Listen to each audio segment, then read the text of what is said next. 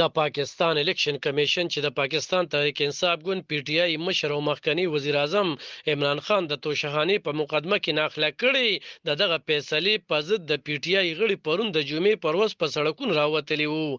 عمران خان دغه فیصلې ته په خبرګون کې ویلي چې د الیکشن کمیشن فیصله یو اړخیزه یا جانبدار ده او دوی په ضد عدالت ته ځي او په عدالت کې به معلومه شي چې دوی یو غیر قانوني کار نه دی کړی.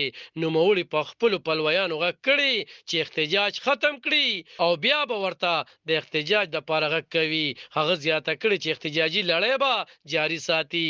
د پی ټی آی پلویانو د ملک په یو شمېر لویو او وړو ښارونو کې احتجاجونه کړي او سړکونه یې بند کړي وو. د کورنیو چارو وزیر رانا ثناء الله ویلي وو چې په مختلفو ښارونو کې 13 او 40 کسان راوتلي وو. هغه د صوبو په پولیس او نورو چارواکو غږ کړي وو چې د عمران خان په ضد د ریاست او قوم تابعداري وکړي.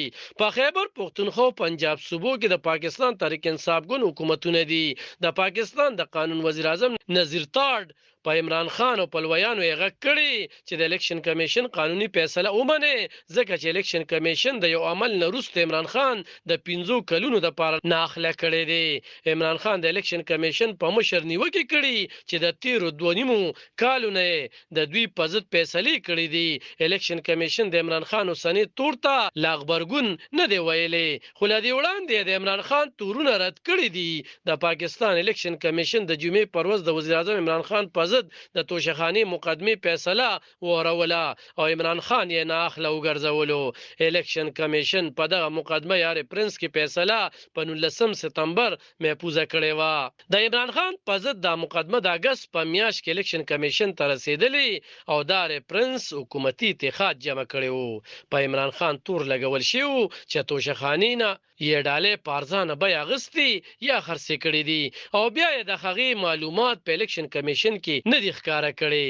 د روان کال اپریل په میاشت کې د عمران خان د وزیر اعظم د څوکۍ څخه لرې کېدو وروسته نوي وزیر اعظم شهباز شریف تور لګولی و چې د بهر نه ورته ترلاسه شوې ډالۍ په دوبۍ کې په 14 کروڑه روپو خرڅ کړي دي.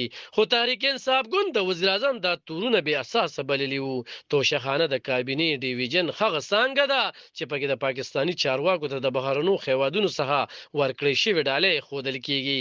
په 2 اگست د پاکستان الیکشن کمیشن د تحریک انصاف پی ټی آی ګوند د ممنوع فنډونو په اړه فیصله کې ویلي وو چې تحریک انصاف ګوند ممنوع فنډونه ترلاسه کړي او ګوند ته یې شوکاز نوټس ورکړي یا امر یې ورته کړي چې په دې لړ کې خپل دریځ بیان کړي. عالب خان شیرپو دلبر نیوز 400